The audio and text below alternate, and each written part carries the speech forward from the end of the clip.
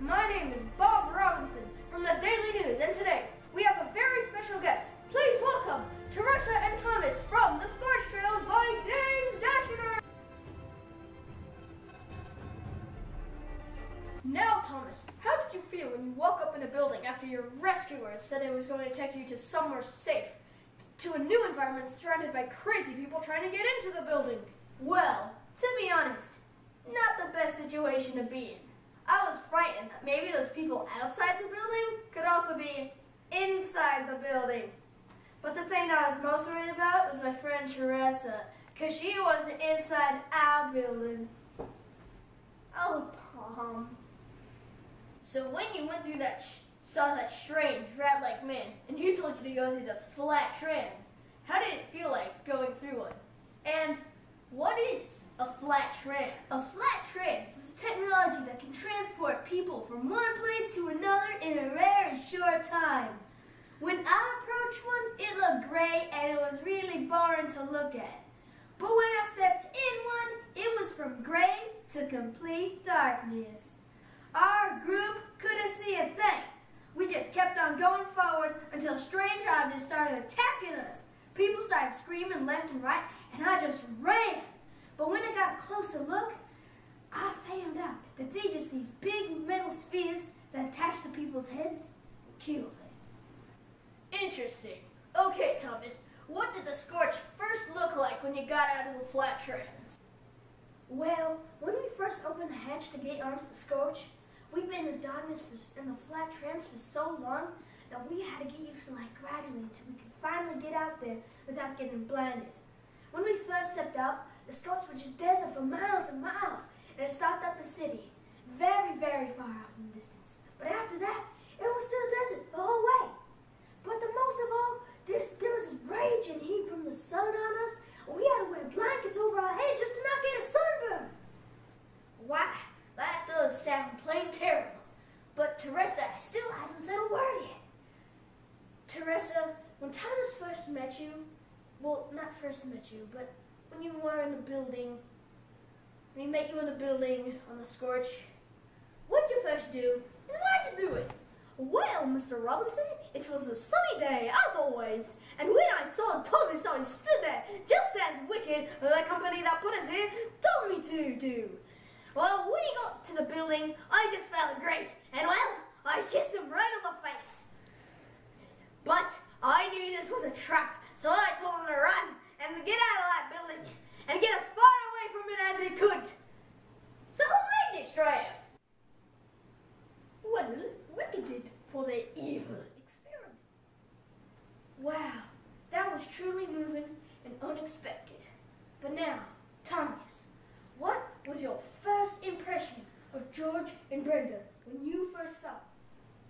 I thought they were cranks. The crazy people were trying to get into the building when we started off.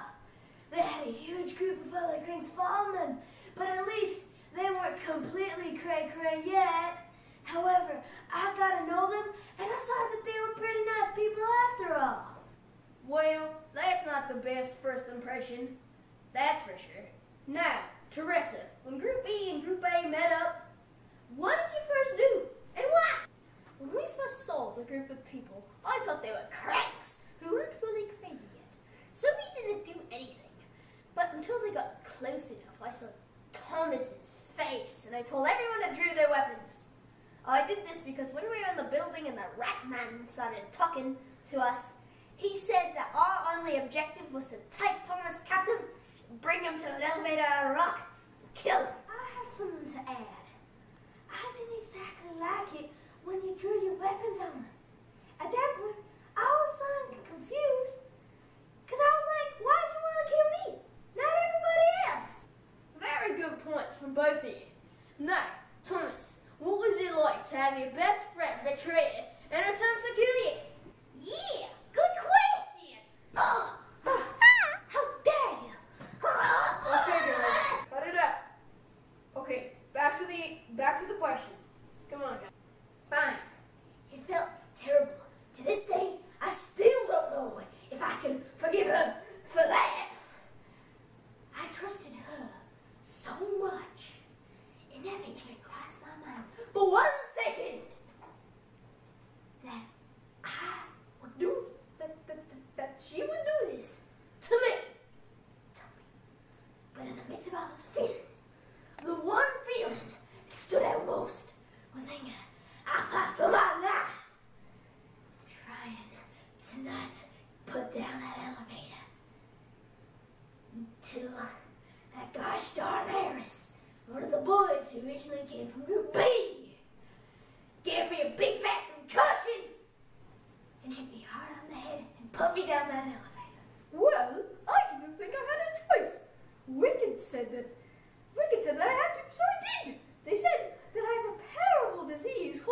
Yeah.